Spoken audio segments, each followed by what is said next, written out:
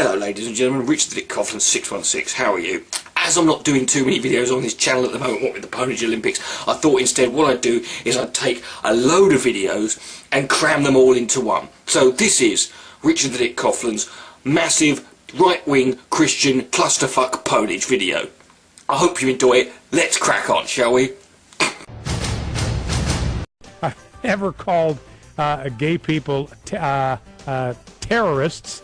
Although I've said that what they have done is like domestic terrorism. What you mean with the funny beards, the big spangly outfits, the sort of like the wailing and screaming all the time, that when you're crammed on a bus with loads of them you get really nervous and uneasy? What you mean like that?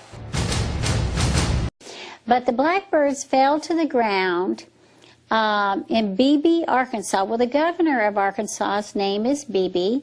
And also there was something put out of Arkansas called Don't Ask, Don't Tell by a former governor. This was proposed Bill Clinton.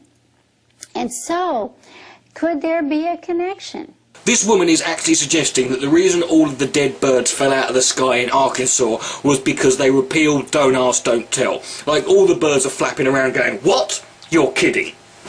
The reason, you dumb bitch, that all the birds flew out of the sky, because this wasn't uncommon, this just wasn't really reported on very much. There were massive firework displays going on in that area at the time, and birds tend to be very sensitive because they're quite small creatures. The reason the dead birds were there is because of this. Loud noises! It's nothing to do with them fucking letting gays be open in the military.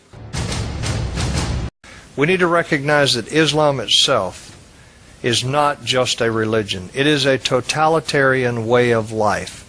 It's a legal system, Sharia law. It's a financial system. It's a moral code. It's a political system. It's a military system.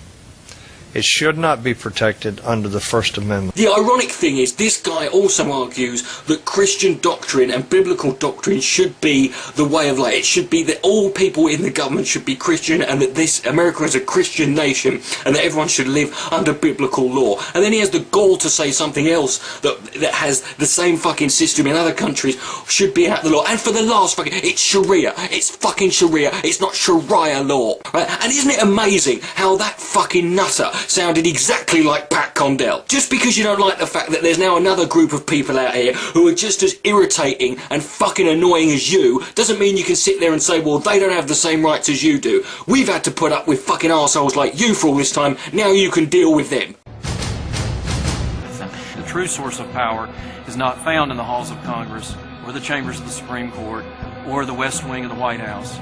But it's found in the power of prayer. Then why the fuck did you become a politician? Why are you at home on your knees? If you're in the United States, you're in the United States. If you don't like France, go back to North Africa. Yes, Pat Robertson just said if you don't like it in France, the burqa ban, go back to North Africa.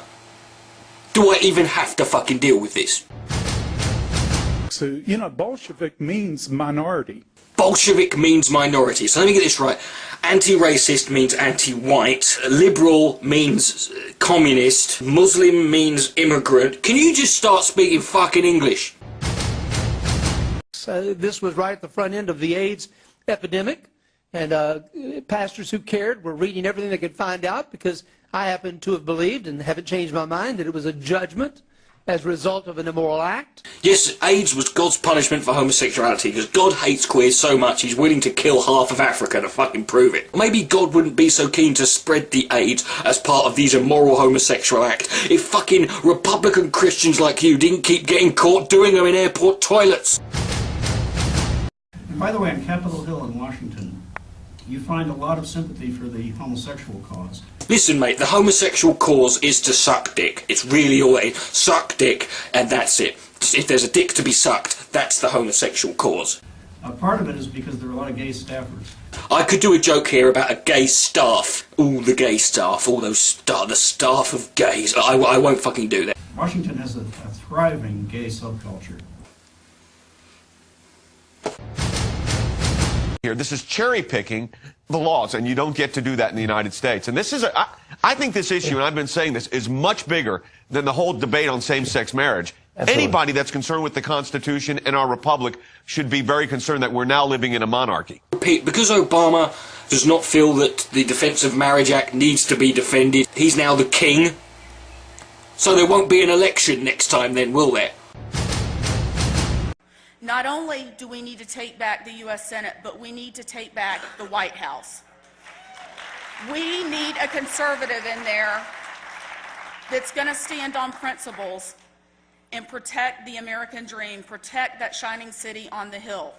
I'm not ready to speak Chinese yet. Does anyone else see the irony of someone being against speaking Chinese whilst at the same time being involved in a political movement called the Tea Party? Kevin opened by saying the topic of our debate was, will immigration kill the GOP?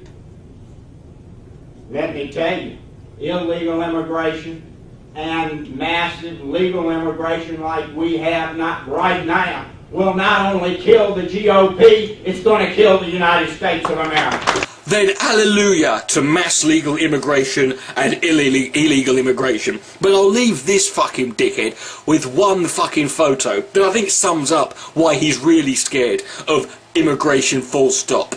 Minority, Mexicans and Asians, black people, I think I even saw Native Americans. Richard the Dick Coughlin, 616. Good night, may God be less.